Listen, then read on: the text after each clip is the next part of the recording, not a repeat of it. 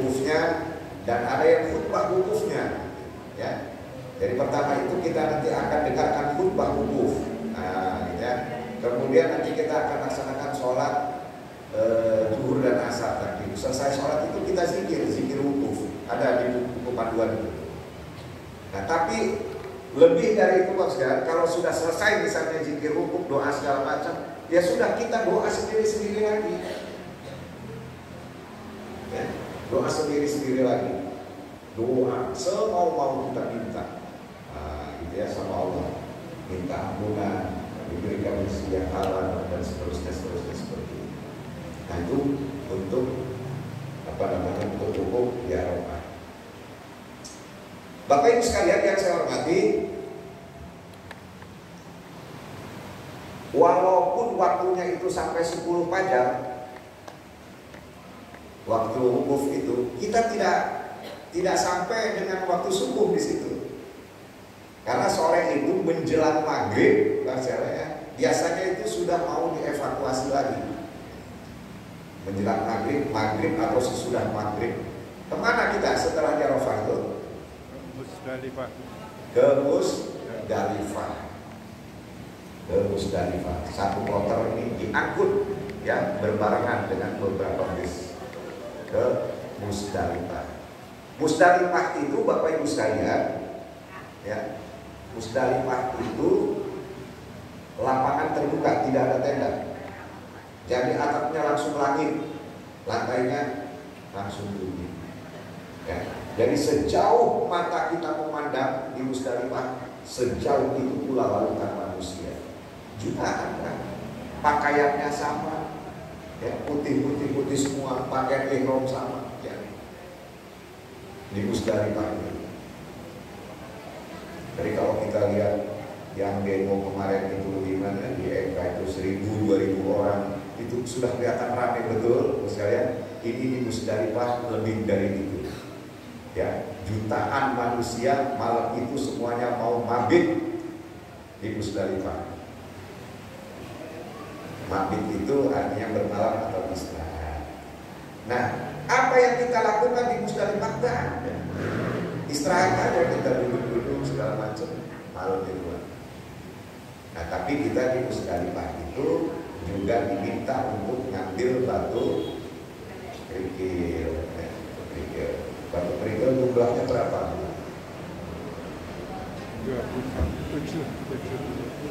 70 ya.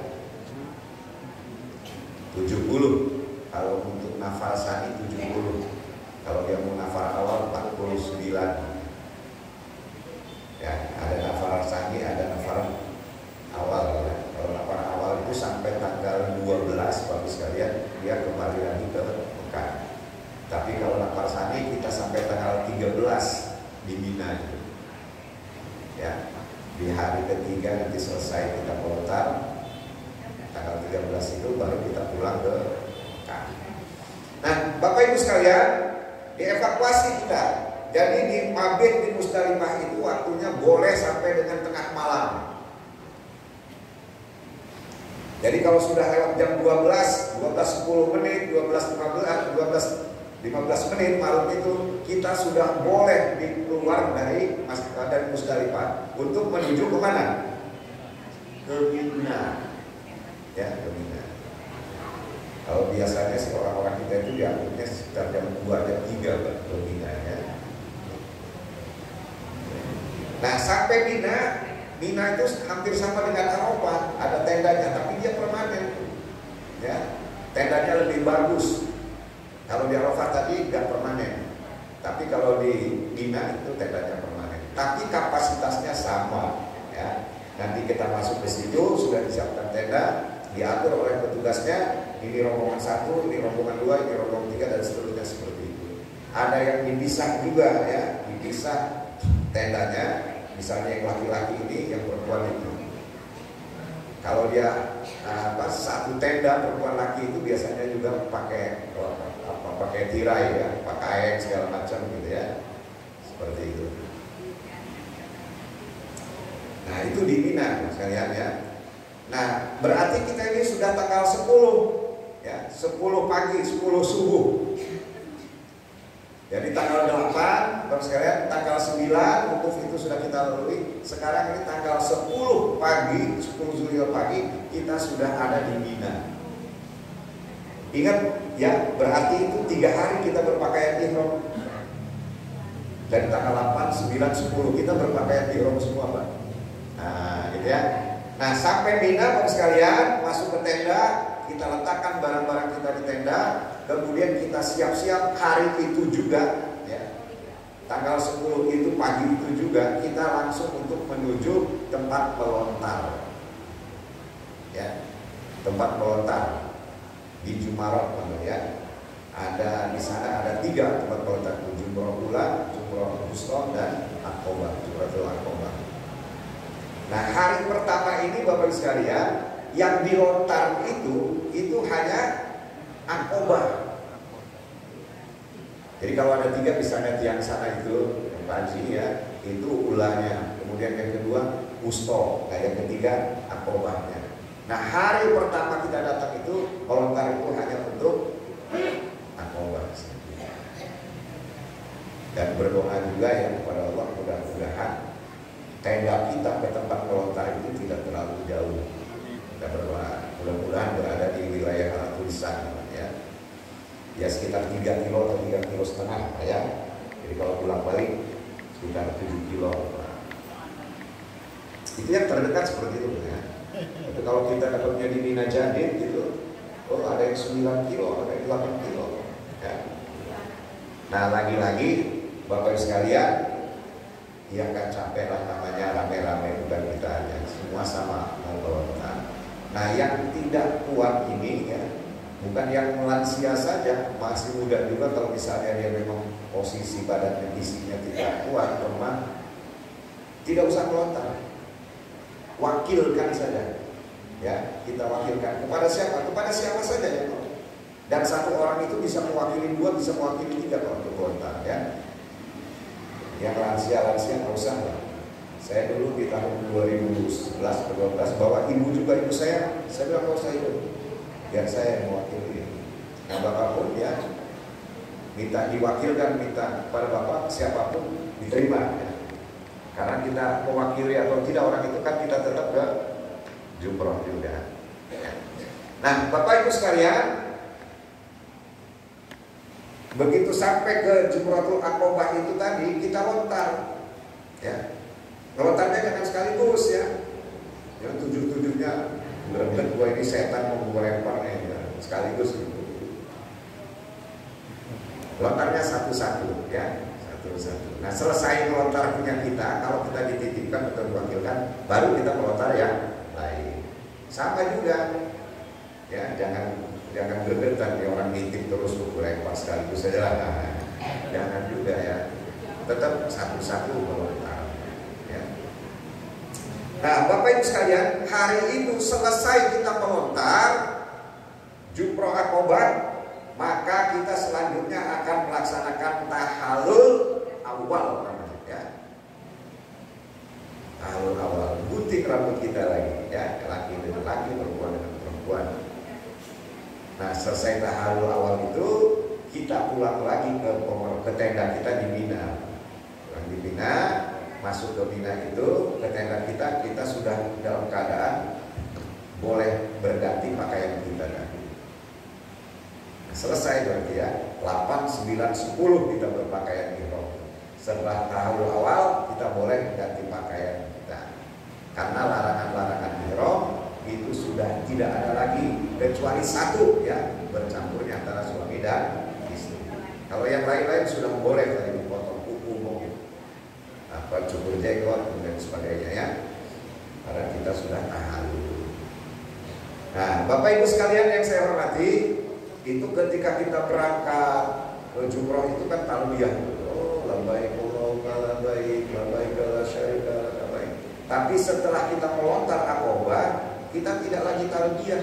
Pulang ke tenda itu kita sudah takbir. Nah, takbiran kita Allahu Akbar Allah. Karena di sini juga gambaran Pak, tanggal 10 itu. Nah, kita habis melontar Aqobah, pulang ke tendanya udah takbiran ya. Nah, Bapak Ibu sekalian, selesai kita tanggal 10 Tinggal kita nunggu tanggal 11, tanggal 12, dan tanggal 13 buat nafar saninya. Tanggal 11 itu apa? Untuk melontar lagi. Yang dilontar tiga-tiganya Pak. Ya, Jumratul Ula dilontar, Akobah juga dilontar. Jadi 3 kali 7, 21 butir batu yang kita ya. Bismillahirrahmanirrahim. Maka niatnya jangan melempar setan Pak. Kalau melempar setan belum kita.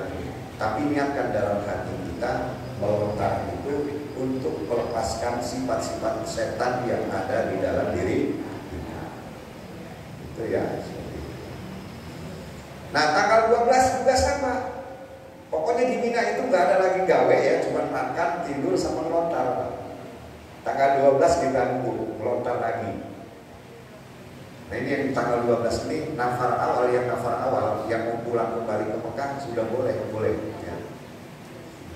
Tapi kebanyakan kita itu menuntaskan, menyempurnakan sampai dengan tanggal 13 nafar satu.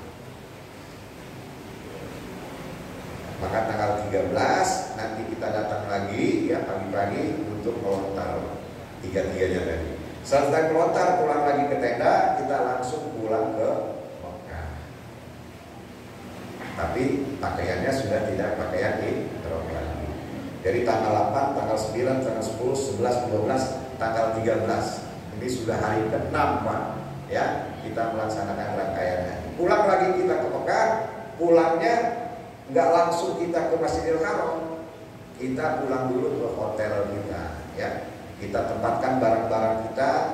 Mungkin boleh jadi kita istirahat dulu beberapa jam, baru nanti kita akan ke Masjidil Haram untuk melaksanakan rukun haji berikutnya. Untuk tawaf ifadah, ya. Saya juga bersaran juga ya, karena tanggal 13 itu Bapak sekalian ya, tanggal 13 itu pasti Masjidil Haram itu padat. Karena semua orang pulang mau ke situ, Pak. Nah, maka mungkin yang sepuh-sepuh yang ditunda saja nggak apa-apa. Ditunda misalnya tanggal 14 kita ifadahnya. Boleh. Tanggal berapapun boleh selama kita masih di sana, ya. Yang penting kita menjaga bahwa larangan itu satu yang tidak boleh tadi bercampurnya suami istri. Yang itu aja, yang lain-lainnya sudah boleh. Nah, Bapak sekalian, katakan kita tanggal 13 atau tanggal 14 ya ke Masjidil Haram untuk melaksanakan tawaf ifadah. Tawaf ifadah itu sama Pak dengan tawaf yang lain, ya sama, caranya sama, 7 putaran. Selesai tawaf ifadah, kita langsung ke sa'i, ke tempat sa'i, ke mas'ah di Bukit Sofa dan di Bukit Bala. Nah, kalau hari itu selesai sa'i kita, sudah selesai Pak. Kita tahalul sa'i kita. Ya. Selesai. Nah, selesai sekalian sa'inya, pulang lagi kita ke hotel di tanggal 14 ya. Dari tanggal 8, 9, 10, 11, 12, 13, 14. Jadi 7 hari Pak. Kita maksimalkan 7 hari ya. Pulang ke hotel, Bapak Ibu sekalian, mulai hari itu kita itu sudah resmi dipanggil Pak Haji, dipanggil Bu Haji. Kalau ada orang hari itu manggil kita dengan sebutan nama saja, nggak pakai haji, nggak usah tengok.